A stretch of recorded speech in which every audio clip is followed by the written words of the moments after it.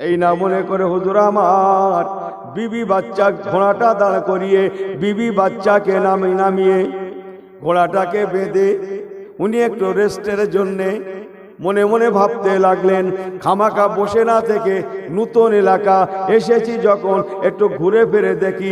এই না মনে করে আব্বাজান ইব্রাহিম খলিলুল্লাহ একটু ঘোরাফেরার জন্যে ঘোড়াকে বেঁধে বিবি বাচ্চাকে রেখে একটু দেখতে গেলেন। এই নতুন জায়গায় গেলে একটু দেখার শখ হয় না? কথা বলেন না কেন? আব্বাজান ইব্রাহিম খলিলুল্লাহ দেখতে গেলেন, হঠাৎ দেখতে পান ছোট্ট একটা বাবলা গাছের চারা। বাবলা গাছ কিসের চারা? বাবলা গাছ। আল্লাহ নবী ইব্রাহিম খলিলুল্লাহ আল্লাহ বলে চিৎকার করে উঠে বলেছেন, আল্লাহ আল্লাহ আল্লাহ আল্লাহ আল্লাহ, আমাকে মাফ করে দেন। আপনি বলেছিলেন ইব্রাহিম তুমি যেখানে যাবে সেখানে কোনো গাছপালা থাকলে চলবে না, তরুলতা থাকলে চলবে না, মানুষের গন্ধ থাকলে চলবে না, মানুষের আনাগোনা থাকলে চলবে না, পানি থাকবে না, ঘর বাড়ি থাকবে না। আল্লাহ আমাকে ক্ষমা করে দেন। একটা বাবলা গাছের চারা দেখলাম, আল্লাহ আমার উচিত হয় না। ও মুসলমান, আমল কাকে বলে? ইমানের নূর আছে, কালার আছে, কালার আছে, নূর আছে। একটা ছোট্ট বাবলা গাছকে দেখে ইব্রাহিম খলিলুল্লাহ দৌড়ে পালাতে লাগলেন আর আল্লাহর কাছে কেঁদে কেটে মোনাজাত করতে লাগলেন। আর ইনি এত দূর পর্যন্ত হারাম খেয়ে ফেলেছে, এখনো মনে মনে নিয়ত করেছে অবশিষ্টটা কখন? শুধু বুকি বাড়ি মেরে বলছে আমার দোয়া কেন কবুল হয় না? বলতো কথা বুঝছেন না? হারাম খাচ্ছি আমি আপনাদের বলছি না। যান মুফতি সাহেবদের থেকে ফতোয়া নেন। কোন মুসলমান যদি খাওয়ার আগে বিসমিল্লাহ না বলে কি হবে? কথা বলেন না কেন আপনার ভাই মানুষ? বলেন বলেন। আরে মুসলমান খাওয়ার আগে কি বলবে? কমপক্ষে বিসমিল্লাহ। আমার সঙ্গে সঙ্গে পড়েন সবাই, জবান খুলে পড়েন নাকি? আস্তে পড়ছেন কেন? বিসমিল্লাহির রহমানির রহিম। দরকার আছে না নাই? কথা বলেন না কেন? খাওয়ার আগে এই দোয়াটা পড়তে হবে না? হবে না? যদি কোনো মুসলমান খাওয়ার আগে কমপক্ষে এই তাসমিয়া বিসমিল্লাহটা না বলে সে গুনাহগার হবে না? হবে না? জোরে বলেন, জোরে বলেন। হবে না? হবে না? গুনাহগার হবে তো? সবাই সমর্থন করছেন তো? জোরে হ্যাঁ বলেন। হবে তো? ঠিক আছে, আপনাদের ওয়াজটা আপনাদের কাছে থাক, একটু আমার ওয়াজ নেন। ওয়াজটা আপনাদের কাছে আমানত রাখলাম। আমার ওয়াজ কিছু নেই, যা হবে কোরআন হাদিসে। মুসলমান খাওয়ার আগে বিসমিল্লাহ শরীফ না বললে মুসলমান গুনাহগার হবে। সঠিক কথা। তুমি মুসলমান হয়ে খাবে অথচ বিসমিল্লাহ বলবে না, ইয়ার কি ভাই? আমার ভাইয়া প্যারা ভাইরা, লেকিন মুফতি সাহেবদের কাছে ফতোয়া নেন, যদি কোনো মুসলমান খাওয়ার আগে বিসমিল্লাহ শরীফ বলে, খুব ধ্যান দিন। এই রাস্তার ধারে তোমরা কারা? হ্যাঁ, ওরা কারা? দেখেন নিশ্চিন্তায় চালাচ্ছে। এতগুলো লোক বসে আছে, মুরব্বী বসে আছে, একবার খেয়াল করছো ওরা? হ্যাঁ, শুধু বলছেন ওরা খাই করে দিলে আমাদের। হ্যাঁ,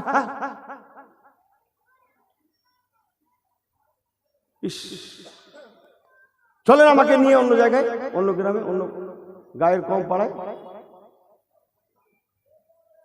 আমাকে ভুল বোঝেন না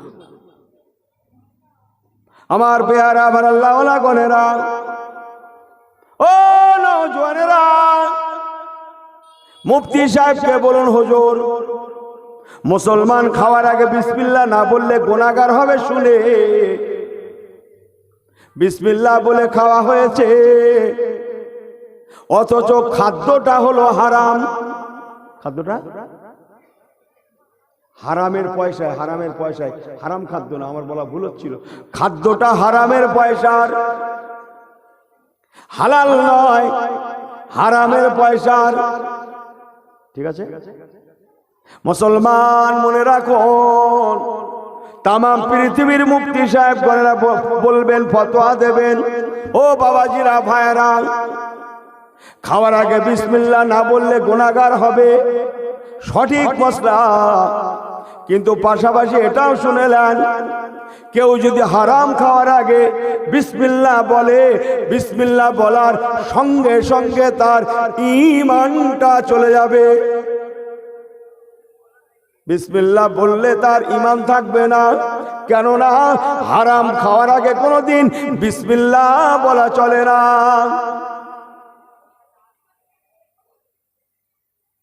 হ্যাঁ, কথা বুঝছেন না মনে হয়? আমি ইউনুস কি খেয়েছি, কি খাচ্ছি, কি খাবো, সেটা হালাল তো? খাওয়ার আগে বিসমিল্লাহ না বললে গুনাহ, আর এখানে হারামের আগে বললে ঈমান সাল। তাহলে ব্যাপারটা কেমন? দিল্লি কা লাড্ডু, দিল্লির লাড্ডু খেয়েছেন? ওনাকে খেলেও জ্বালা না খেলেও জ্বালা। এই দিল্লি লাড্ডু খেয়েছো? ছেলেরা খাওনি, আমাকে ভুল বোঝেন না, কিন্তু এরই বলা হয় ইসলাম। ইসলাম বড় সূক্ষ্ম থেকে সূক্ষ্ম তত্ত্ব, অত সস্তা নয়। বিসমিল্লাহ বলা ঠিক আছে, কিন্তু হারামের আগে বিসমিল্লাহ চলবে না, বললে ঈমান চলে যাবে। চলেন যে কথা বলছিলাম, আব্বাজান ইব্রাহিম খলিলুল্লাহ হুজুর আমার কত বড় আল্লাহর খৌফ, খৌফ এলাহি, খৌফে খোদা তার মধ্যে কেমন বিরাজ করছে। তিনি বাবলা গাছের চারাটাকে দেখে দৌড়াতে লাগলেন, আল্লাহ আল্লাহ আল্লাহ, আমাকে মাফ করে দেন, ক্ষমা করে দেন আল্লাহ। আল্লাহ আপনার নিষেধ ছিল যেন কোনো গাছপালা তরুলতা না থাকে। আল্লাহ আমি ইব্রাহিম আপনার কাছে ক্ষমা চাইছি, মাফ করে দিন। সুবহানাল্লাহ বললেন না? একটু জোরে বললেন না? আমার পেয়ারা ভাইরা, আব্বাজান ইব্রাহিম খলিলুল্লাহ বিবি বাচ্চাকে নিয়ে মক্কার কাবা শরীফের জায়গা, সুবহানাল্লাহ জোরে বলেন, গাছপালা নাই, তরুলতা নাই, পানি নাই, খানা খাদ্য নাই, মানুষের কোনো বস্তি নাই, চতুর্দিকে পাহাড় আর পাহাড়। সংক্ষেপ আল্লাহর হুকুমে বিবি বাচ্চাকে রেখে কিছুটা খরমা, কিছুটা পানি, জমজম, তখন পানি ছিল না, এমনি মশকের পানি, জমজম ছিল না, কিছুটা খরমা, এমন করে কিছু খাদ্য দিয়ে চলতে লাগলেন। রওনা হয়ে গেলেন। পিছন দিক দিয়ে আম্মা জান হাজরা ডেকে বলেন, স্বামী আমার, আমাদের ঘরে এখানে রেখে যাচ্ছেন, এখানে কেউ আহা বলতে কেউ নাই, আব্বা মা নাই, ভাই বোন নাই, আপনি আমার স্বামী, আপনিও চললেন। হুজুর এখানে কোনো মানুষের বস্তি নাই, পানি নাই, খাদ্য নাই, ছায়া নাই, বিশ্রামের জায়গা নাই, বসত বাড়ি নাই। হুজুর আপনি কার হাওয়ালা করে রেখে গেলেন, কার হুকুমে রেখে গেলেন? হযরত ইব্রাহিম খলিলুল্লাহ বলেছিলেন, বিবি হাজেরা মনে রেখো, আল্লাহর নবীগণেরা নিজের হুকুমে চলেন না, কিছু করেন না, বরং আমি ইব্রাহিম তোমাকে আল্লাহর হুকুমেই রেখে গেলাম।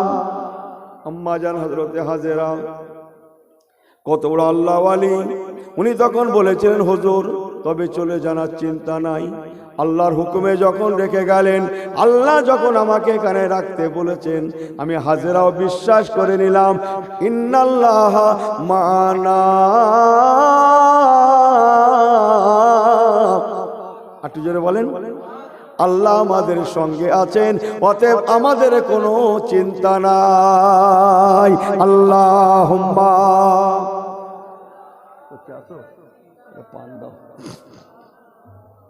ওয়ালা আলি সাইয়্যিদিনা। আর একটু বলবো, আপনাদের হাতে সময় আছে? আরেকবার হাত উঁচু করে তাকবীর দেন, নারে তাকবীর। এই আমার সঙ্গে সঙ্গে সবাই একটু বলেন তো, নারে তাকবীর।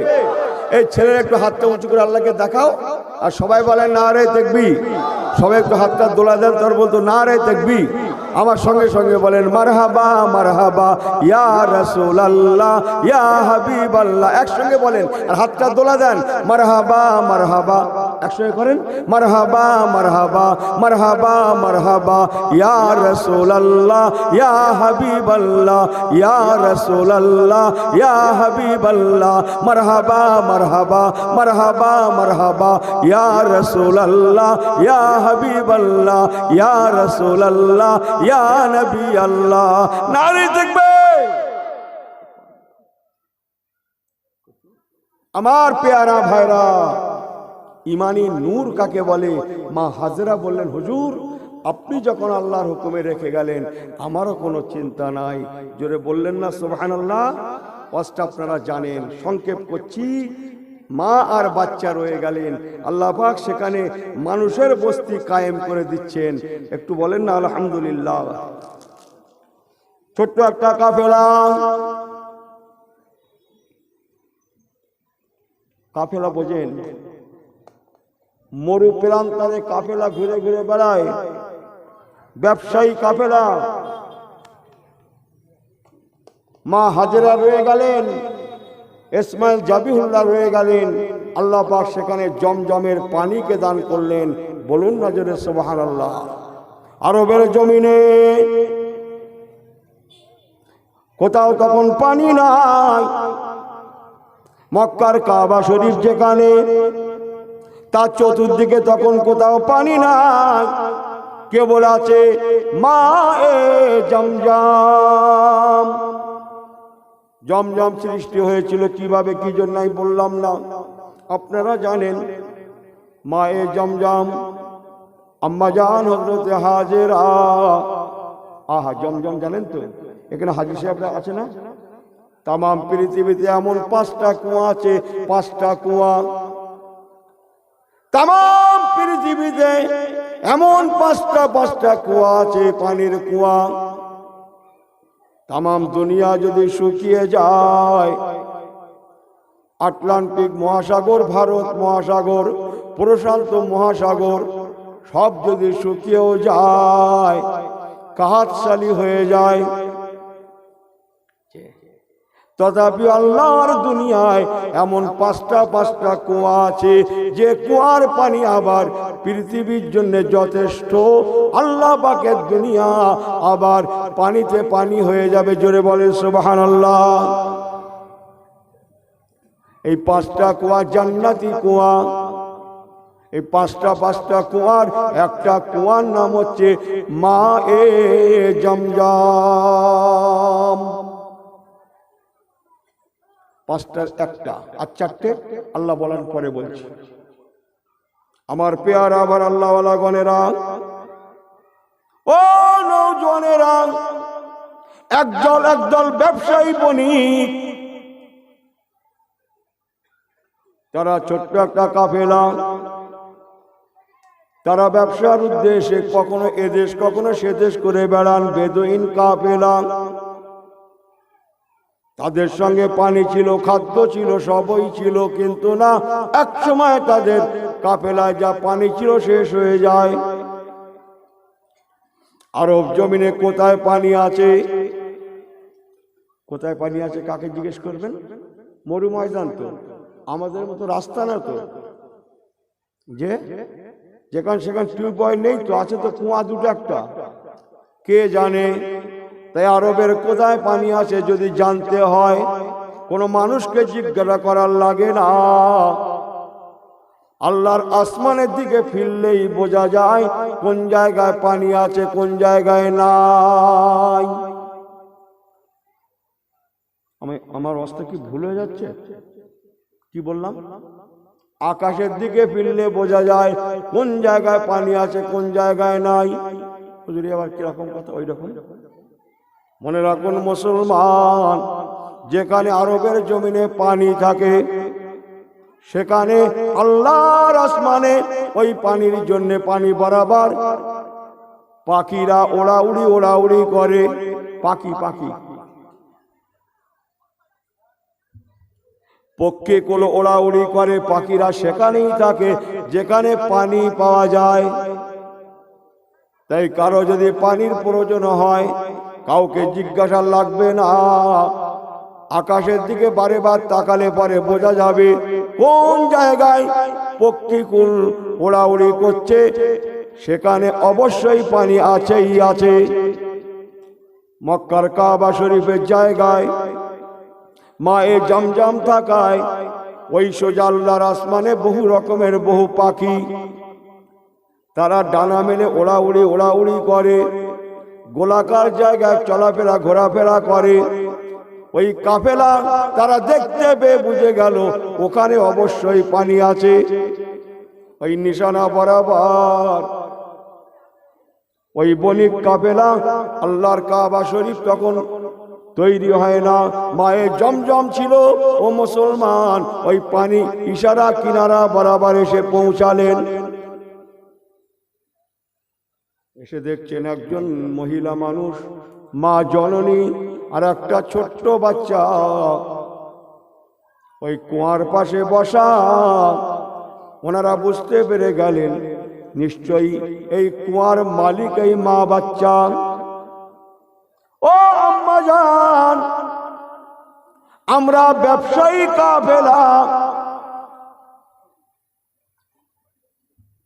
আমরা বৈদেশিক মানুষ, আমাদের কাছে পানি নাই। আপনার এখানে অনেক পানি আছে, যদি একটু পানি পান করার ইজাজত দিতেন আমরা অন্তত বেঁচে যেতাম। আমাদের চতুষ্পর্যন্ত জানোয়ারগুলো এরাও সব তৃষ্ণার্ত, যদি এজাজত দিতেন একটু পানি উঠিয়ে আমাদের চতুষ্পর্যন্ত জানোয়ারদের ঘরে খাওয়াতাম, পান করাতাম। হ্যাঁ বাবা, নাও নাও নাও। আম্মা জান বলেন অবশ্যই নাও বাবা, নাও খাও। এটা আল্লাহর তরফ থেকে আল্লাহ আমাদেরকে দান করেছেন। এই পানির নাম মায়ে জমজম। লাও বাবা লাও, কোনো অসুবিধা নাই, পানিও আল্লাহর, তোমরাও আল্লাহর বান্দা, অতএব কোনো বাধা নাই। ওনারা কয়েকদিন অবস্থান করলেন, জায়গাটা সুন্দর ভেবে মা জননীকে বলতে গেলেন আম্মা জান, ও আম্মা জান হাজেরা, মাগো মা, আমরা যে কজন এখানে আছি আমাদের মা নাই, আপনাকে আমরা মা মেনে নিলাম, আজ থেকে আপনি আমাদের আম্মা। আমাদের ঘরে আপনি আপনার ইসমাইলের মতো মনে করতে পারেন, আমরা আপনার ছেলের মতো। যদি আপনি ইজাজত দান করতেন আমরা বাৎসরিক আপনাকে কিছু পয়সা দিতাম, আমরা এখানে অবস্থান করতাম, চতুর্দিকে আমরা বসবাস করতাম, প্রয়োজনে আমরা এখানে ব্যবসা বাণিজ্য চালু করে দিতাম। এর বিনিময় আমরা আপনাকে বাৎসরিক কিছু খাজনা দেব, কিছু দেব। আম্মাজান সংক্ষেপ কালাম রাজি হয়ে গেলেন। ওই ব্যবসায়ী তেজারতি কাফেলা তারা ওখানে বেশ বহুদিন রয়ে গেলেন। এবার তারা চলে যাবেন, আর থাকবেন না। যাওয়ার সময় বলতেন আম্মা জান, আমরা অনেক বছর কাটালাম, আর আমরা থাকবো না, এবার দেশের পথে রওনা দেব। আমাদের বাড়ি হচ্ছে ইয়েমেনের জমিনে। ইয়েমেন, ইয়েমেন, আমরা ইয়েমেনের মানুষ। আম্মা জান, আপনার কাছে যা ব্যবহার পেলাম, যা মায়া ভালোবাসা আদর পেলাম, আমরা মা হারিয়েছিলাম, কিন্তু আপনাকে পেয়ে সেই কষ্ট ভুলে গিয়েছিলাম। ও আম্মা জান, রওনা দিলাম। জানি না আল্লাহর দুনিয়ার দেখা হবে কি হবে না। যদি দেখা না হয়, এই দেখা শেষ দেখা। মাগো মা, আলবেদা আলবেদা আলবেদা আসসালাম, আলবেদা আলবেদা আলবেদা আসসালাম। বিদায় সালাম মা, বিদায় সালাম। ও আম্মা জান, আমরা কৃতজ্ঞতা স্বরূপ এই নেন বাৎসরিক পয়সাগুলা। আর আমাদের কাছে তিনটা আইটেম ছিল, আমি একটা বলবো, সব পারবো না। আমার আল্লাহওয়ালা বাবাজিরা ওনারা বলেছেন আম্মা গো, আমাদের কাছে দুটো ছোট ছোট সোনার হরিণ রাখা আছে। সোনার হরিণ আমাদের প্যাকেটে আছে, বাক্সে আছে। সোনা এমন একটা বস্তু, তামাম পৃথিবীতে সব জায়গায় চলে। সোনা এমন একটা সম্পদ, এর মূল্য প্রতিদিনের জন্য শুধু বাড়ে আর বাড়ে। তাই তো আমার অস্কি ভুলে যাচ্ছে। হ্যাঁ, সোনার মূল্য সবসময় বাড়ে না। সোনা হাতে দেবে কারা? সোনা পড়বে কারা? ছেলেরা না মেয়েরা? জোরে বলেন, ছেলেরা না মেয়েরা? কিন্তু ছেলেরা যে সোনার হার সোনার চেন গলায় ঝোলায়, ছেলেরা যে সোনার আংটি আঙুলে পরে, ছেলেরা যে সোনার বোতাম জামার উপরে পরে, হ্যাঁ এই ছেলেরা শোনো, আমার ভাইরা শোনেন, আপনি শখ করে দিয়েছেন শখ। হ্যাঁ আপনি জানেন ছেলেদের জন্য দুনিয়ায় সোনা পরা হারাম, হারাম, হারাম। সোনা কেবল মেয়েদের পরিধেয় বস্তু, কেবল মেয়েদের জন্য সোনা, পুরুষের জন্য নয়, ছেলেদের জন্য নয়। ছেলেরা সোনা পরবে কেন? এরা তো নিজেরাই সোনা। জোরে বললেন না সুবহানাল্লাহ? ছেলেরা নিজেরাই সোনা না? আরে কথা বলেন না কেন আপনারা? তাহলে এরা সোনা পরবে কেন? সোনা মেয়েদের জন্য। কতটা? বিয়ের সময় কতটা দেবেন? যতটা পারেন ততটা দেন, যত কেজি, যত মন, যত কুইন্টাল। হ্যাঁ কোনো অসুবিধা নেই। এই চলো শোনো, এই কি গ্রাম সোহানি নলপাতো, ছেলেরা শোনো, তোমরা ঠকে যাচ্ছ। আমাদের তো জাহর হয়ে গেছে, বুড়ো হয়ে গেছে, আমাদের তো আর লাইন নেই, আমাদের জাহর হয়ে গেছে, এক কাজ হয়ে গেছে বাপু। তোমরা যেন ঠকো না। এখনো উত্তরবঙ্গের দিকে আছে বাবু, উত্তরবঙ্গ এক একটা মেয়ের শুধু কানে 4-5 জায়গায় ফোড়া আছে, সিঁদুর আছে 4-5 জায়গায়, কানের সোনা 4-5 জায়গায় ঝোলে। আর আমাদের এদিকে এক জায়গায় সিঁদুর করে তাই 4 আনা মেরে দিচ্ছে, 4 আনা। কথা হচ্ছেন না? উত্তরবঙ্গে শুধু মেয়েদের কানের দিকে ফিরলে 2 কানে মনে হয় 10 জায়গায় সিঁদুর আছে, সব সোনা। আমার আল্লাহওয়ালা বাবাজিরা, ওই এমনি কাফেলা বলেছিলাম আম্মাজান, আমাদের কাছে 2টো সোনার হরিণ আছে, যাকে আরবিতে তাজুল কাবা বলা হয়। ও আম্মাজান, এই তাজুল কাবা 2টা সোনার হরিণ 2টা আমরা কাছে রেখে চলি, না জানি কখন কোন দেশে পৌঁছে যাব। অর্থের যদি সংকট পড়ে যায়, অভাব পড়ে যায়, একান্ত পয়সার প্রয়োজন বোধ হয়, ও আম্মাজান, তখনই আমরা একান্ত বশত এই সোনার হরিণকে বেচা কেনা করে, যে দেশেই থাকি না কেন সেখানেই বেচা কেনা করে আমরা আমাদের অর্থের সংকটটা মেটাবো, খাদ্য খোরাক জোগাড় করব, প্রয়োজনীয় প্রয়োজনগুলো মেটাবো। তাই 2টো সোনার হরিণ আমাদের কাছে রাখা আছে, আমরাই জানি, জগৎ জানে না।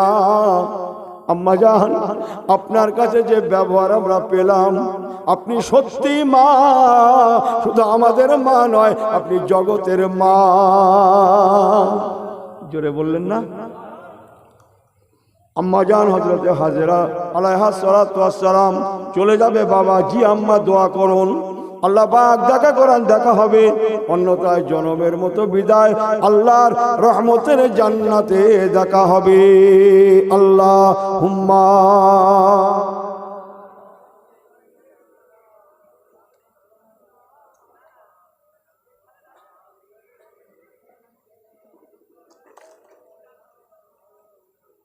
আরেকটু পড়তে পারলে না জোরে? আল্লাহুম্মা।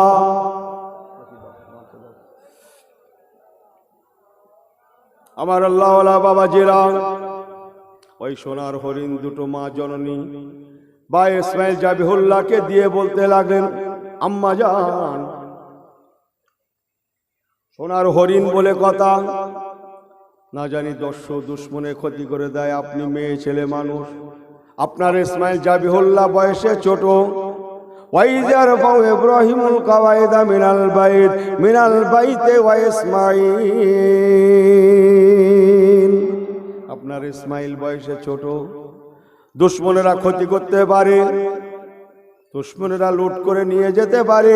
আম্মাজান, আমাদের কাছে আরবের ম্যাপ আছে, ম্যাপ, ভৌগোলিক ম্যাপ আছে আমাদের কাছে।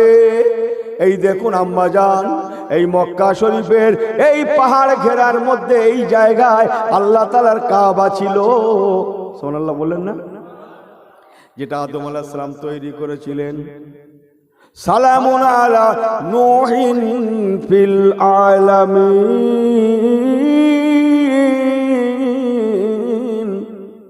নবী হযরতে নূহ পয়গম্বরের প্লাবনে যে কাবা ক্ষতিগ্রস্ত হয়েছিল, সেই কাবার ভিতটা ঠিক এই জায়গায় আছে। আম্মাজান, এই কাবার মালিক হচ্ছেন আল্লাহ। কাবা কার ঘর? বাইতুল্লাহ, আল্লাহর ঘর। ইন্না আউওয়ালা বাইতিন বুদিআ লিন-নাস, পৃথিবীর প্রথম ঘর কাবা। কাবার মালিক হচ্ছেন আল্লাহ। তাই আম্মা গো, সোনার হরিণ দুটোকে আমরা কাবার জমিনের, কাবা চত্বরের মধ্যে গর্ত করে মাটি খুঁড়ে তার ভিতরে রেখে যাব, লুকিয়ে রেখে যাব। আপনার ইসমাইল যখন বড় হবে আম্মা, ওই সময় আপনার ফ্যামিলির সংখ্যা যখন বেড়ে যাবে, দুশ্মন প্রতিহতর ক্ষমতা আল্লাহ তৌফিক দেবেন, ক্ষমতা দান করবেন। সেই সময় সোনার হরিণ দুটো মাটি খুঁড়ে উঠিয়ে আপনারা আপনাদের প্রয়োজন মেটাবেন। এই বলে কাফেলা গোপনে গোপনে মা বাচ্চাকে জানিয়ে আল্লাহর কাবা, কাবা শরীফের ভিতরে মাঝখানে, ভিতরে মধ্যখানে বলতে পারেন এক প্রকার, উত্তর ঘাসা সাইডে ওই ইয়েমেনি কাফেলা তাজুল কাবা দুটোকে মাটিতে পুঁতে দিয়ে গেলেন। সংক্ষেপ করছি ভাই আমার, ঘড়ির ব্যাপার আছে তো, হুজুর আসবে না, ওই জন্য এসব লাগতে হয়। টুকটুক করে বলো, টুকটুক করে শোনো, যখন হোক শেষ হবে, আজ না হলেও কাল হবে, এরকম করে হয় না। এসব লাগাম ছাড়া কথা, দরিয়া কথা, কারে ছাড়ি কারে রাখি। আপনারা হয়তো ভাবছেন ওই শুরু আর শেষ, এই শেষ, তো তাই তাই, কিন্তু শুরু কোথায় তাও আমরা জানি, শেষ কোথায় আমি জানি না। আমার পেয়ারা ভাই আল্লাহওয়ালা গণেরা, আল্লাহ পাক ইসমাইল জাবিহুল্লাহকে বড় করালেন। আল্লাহ হুকুম দিলেন সেই পূর্বের ওয়াজে ফিরে আসুন। আবার সেই একই আয়াত, বিসমিল্লাহির রহমানির রহিম। ওয়াইয ইয়ারফাউ ইব্রাহিমুল কাওয়াইদ, ইব্রাহিমুল কাওয়াইদ মিনাল বাইতে ওয়া ইসমাঈল।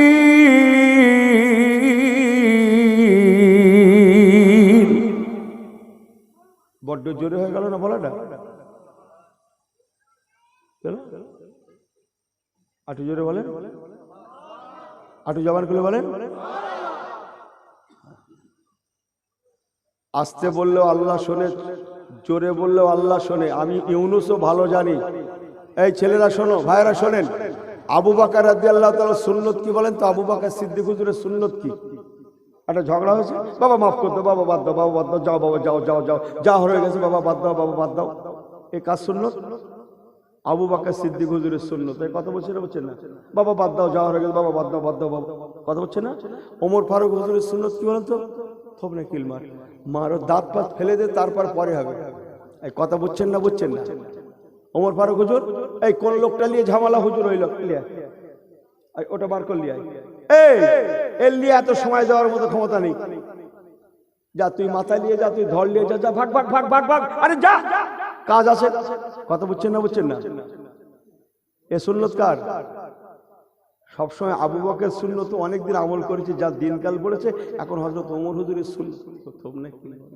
আজান হচ্ছে, তুই ঘুমোচ্ছিস, মার লাথি মারো, ঘাড়ে লাথি মার। আবু বকর সিদ্দিকের সুন্নত মানতে মানতে ঘাড়ে পা যাচ্ছে ভাই। এখন ওমর ফারুক হুজুরের সুন্নত লাগান। আজান হচ্ছে, তুই এখানে ঘুমছিস। ওমর ফারুক হুজুর নরম না গরম? এই জোরে বলেন না কেন কথা? নরম না গরম? কি বললেন? গরম। আমি বলছি শোনেন, নরমের বেটা নরম, গ্রেট নরম। সবাই বলছেন গরম, আমি ইউনুসও বলি গরম, কিন্তু এটাও মনে রাখুন, ওমর ফারুক হুজুর এত নরম যেমনটা হয় না, হবে না, হতে পারে না। গরম কোথায়? ওয়াজ হচ্ছে এখানে, ওয়াজের নাম করে রাস্তায় ঘুরছে, ওই ঘুরছে, ওই বাড়ির থেকে এসেছে ওয়াজের নামে, দোকানে দোকানে ঘুমতা হয়, রোড পে ঘুমতা হয়। ওই ওই দেখেন দেখেন পুকুর ওই দিকে, এই জায়গায় হযরত ওমর ফারুক গরম। কথা বুঝছে না মনে হয়? মদিনার মসজিদে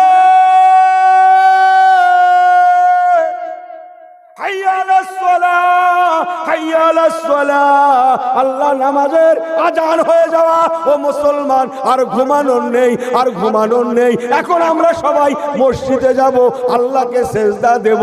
এখানেই হযরতে ওমরে ফারুক গরম। তুমি ঘুমোবে, আজান আছে, তুমি লাথি লাথি থমনে বন্ধ। এই কথা বুঝছে না? বুঝছে না? হযরত ওমর শেষ করে দে, শহীদ করে দে। হযরত ওমরে ফারুক এত নরম। উনি কোথায় নরম? হকের কাছে নরম, ইসলামের কাছে নরম, সত্যের কাছে নরম। ইহা তাকে রাহমাতুল লিল আলামিন হুজুরে পাকের দরবারে নরমের বেটা নরম। ভুল বোঝেন না আমাকে, আমি কি বলছিলাম? তাহলে হযরত আবু বকর সুন্নত অনেকক্ষণ হয়েছে, একটু হযরত ওমরে ফারুকের সুন্নত জোরে জোরে জোরে বলুন, নারে তাকবীর, নারে তাকবীর। আস্তে আস্তে বাদ। এখন ওসব আর নেই। আমার পেয়ারা আবার আল্লাহওয়ালা গণেরা, আব্বা জান ইব্রাহিম খলিলুল্লাহ কাল্লা বলেন, ইব্রাহিম তুমি তোমার বেটা ইসমাইলকে নিয়ে মিনাল বাইত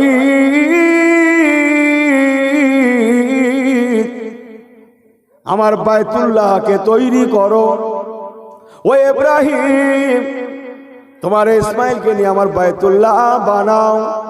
সংক্ষেপ এই খবরটা পেয়ে আব্বা জান ইব্রাহিম খলিলুল্লাহ উনি ওনার বিবি সাহেবা হাজেরাকে ডেকে বললেন, মারহাবা মারহাবা ইয়া হাজেরা, বেশারত হো ইয়া হাজেরা, মারহাবা মারহাবা ইয়া হাজেরা, খুশখবরি হো ইয়া হাজেরা। ও বিবি হাজেরা, বড় সুসংবাদ, বড় বেশারাত, বড় সুসংবাদ আমার আর তোমার কলিজার টুকরা ইসমাইলকে আল্লাহ পাক কাবা বানানোর জন্য বলে দিয়েছে। সংক্ষেপ করছি, এই কাবার কথা শুনে আরো অনেক কথা, শেষ লাইনটুকু অন্তত বলে যায়। আব্বা জান ইব্রাহিম খলিলুল্লাহ বলেছিলেন, বিবি আমার এটাও শুনে নাও, এই কাবা শরীফ তৈরির মজুরি বাবদ আল্লাহ পাক আমার ইসমাইল জাবিহুল্লাহর বংশে ওমার সাল্লাকা ইল্লা রাহমাতাল লিল আলামিন নবী কামলিওয়ালা কাল্লা দুনিয়ায় পাঠাবেন। কিয়ামত পর্যন্ত উনি শেষ নবী। মা কানা মুহাম্মাদুন আবা আহাদিম মির রিজালিকুম ওয়ালাকিন রাসূলুল্লাহ ওয়া খাতামান নবিয়্যিন। ও বিবি হাজেরা, তোমার বেটা ইসমাইলের বংশে আল্লাহ রাহমাতুল লিল আলামিন কে পাঠাবেন। মুসলমান এই খুশির সংবাদটা শোনার সঙ্গে সঙ্গে মা জননী হযরতে হাজেরা বলেছিলেন, হুজুর তাই যদি হয় আমি বড় ভাগ্যবতী, আমি বড় পুণ্যবতী, রাহমাতুল লিল আলামিন নবী কামলিওয়ালা আমার বেটা ইসমাইলের বংশে যদি দুনিয়ায় আসে, এর শুকরিয়া করে আমি শেষ করতে পারবো না। তাই আমি হাজেরা কি আর দেব, কি আর দেব, কি আর দেব, আমাদের জন্য দুটো সোনার হরিণ এখানে পোতা আছে, পাঁচটা মিলে তাজুল কাবা পোতা আছে। আমি সোনার হরিণ দুটোকে, তাজুল কাবা দুটোকে সেই আখিরি জামানার নবী রাহমাতুল লিল আলামিনের জন্য আমি দিয়ে গেলাম, আমি দান করে গেলাম, তার উম্মাতদের জন্য দান করে গেলাম। যেটা বললেন না সুবহানাল্লাহ। আল্লাহ পাক আমার বেটা ইসমাইলের বংশে রাহমাতুল লিল আলামিন যখন আসছেন, এর থেকে বড় পাওনা আমার নাই। আমি মা হয়ে বড় আজকের নিজেকে ভাগ্যবতী মনে করছি। আল্লাহ আল্লাহ আল্লাহ, এই কাবা শরীফের তলদেশে থাকা সোনার হরিণ দুটো, তাজুল কাবা দুটোকে আমি উম্মতে মুহাম্মাদীদের জন্য রাহমাতুল লিল আলামিনের জন্য দিয়ে গেলাম। আল্লাহ কবুল করে নেন। ও মুসলমান, আল্লাহ নবী তাই বলেছেন, বাবারা সেই তাজুল কাবা দুটো আল্লাহ তাআলা এখনো কাবার তলদেশে রেখে দিয়েছে। এই যে অস্ত্র জুড়েছি আমি নিজে জানি, এতক্ষণ ধরে বলছি, এখনো ভালো করে শুরু হয়নি। আপনারা মাফ করুন আমার পীরের দোয়ায়, এখনো শুরু হয়নি, এতটুকুন বলে যাই। হাজী সাহেবরা আছে এখানে, অনেক হাজী সাহেব। কাবা শরীফ 22 হাত উচ্চতা, 22 হাত প্রশস্ততা। কই একজন হাজী সাহেব একটু হাত উঁচু করেন, আমি খুশি হব। একজন হাজী সাহেব হাত তোলেন। কাবা দেখেছেন? ওই তো এই কাবা শরীফ 4 কোণ না 5 কোণ? 4টে কোণ। আর কেউ শুনে লয়? ছেলেরা শোনো, ওই তো হাজী সাহেব। এই ছেলেরা শোনো, ভাইরা শোনেন। 4 কোণ, 4টে দেওয়াল, ঠিক আছে? এবার শুনেলেন, হাজী সাহেবরা জানেন আল্লাহর কাবা শরীফের, এটা আমার হিসেব অনুযায়ী, উত্তর পাটে বেশ খানিকটা গোলাকার বিশিষ্ট জায়গা আছে। কি হাজী সাহেব, তাই না? বুক পর্যন্ত দেওয়াল, ফাঁকা জায়গা। ওই গোলাকার বিশিষ্ট জায়গাটাকে বলা হয়, কি বলা হয়? যে জানেন না? গোলাকার বিশিষ্ট জায়গা, যার মধ্যে হাজী সাহেবরা প্রবেশ করে কাবার দেওয়াল ধরে কাঁদছে, কি বলা হয়? যে হাতিম শরীফ। হাতিম শরীফ, হাই সাহেব, হাতিম শরীফ। যে হাতিম শরীফের মধ্যে গিয়ে আল্লাহর লক্ষ লক্ষ হাজী সাহেবদের মধ্যে যাদের নসিব হয়, তারা হাতিম শরীফের মধ্যে প্রবেশ করে কাবার দেওয়াল ধরে, যাদের নসিব হয় তারা কাবা শরীফে গেলাপ ধরে দোয়া চায়। ও মুসলমান, যেখানে কাবা শরীফের ছাদের পানিটা যে নল দিয়ে পড়তে লেগেছে, সোনার নল, ওই জায়গাটাকে বলা হয় হাতিম শরীফ। ওই টোটাল হাতিম শরীফটা, নারে তাকবীর, নারে তাকবীর, ফুরফুরা শরীফ, ফুরফুরা শরীফ, আওলাদে মুজাদ্দিদুজ জামান, আওলাদে মুজাদ্দিদুজ জামান, নারে তাকবীর, মাশাআল্লাহ।